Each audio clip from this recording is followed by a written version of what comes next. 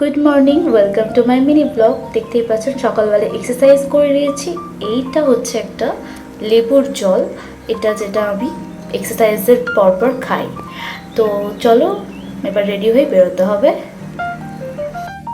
আজকে মাকে নিয়ে ডাক্তারের কাছে গেছিলাম, ওখানে এত ভিড় ছিল যে মোবাইল ফোন ইউজই করতে দেয়নি। গাড়িতে একটু টাইম পেয়েছি, সকাল থেকে কিচ্ছু খাওয়া হয়নি, ওই জন্য ভাই ডাবের জল আনতে গেছিলো, এসে গেছে।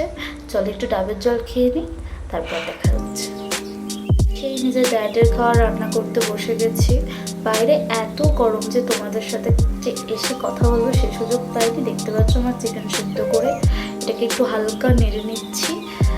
আমি চিকেন বয়েলটা এভাবে খেতে পারি না, তো একটু পেঁয়াজ আদা রসুন দিয়ে এটা রোল করে দিই। এই আমার আজকে লাঞ্চ। ভাত, ডাল, স্যালাড, মাংস সিদ্ধ, একটু তরকারি, তারপর একটু ঘুমিয়ে পড়েছিলাম। ঘুম থেকে উঠে ফলগুলো খেয়েছি। এবার চলো বেরোবো। তো ভাবে সারাদিন এত হেলদি খাওয়ার পরে এখন কী খাচ্ছি। আজকে গেছিলাম আমার শ্বশুর বাড়ি, এটা আমার বড় ভিডিও করছে।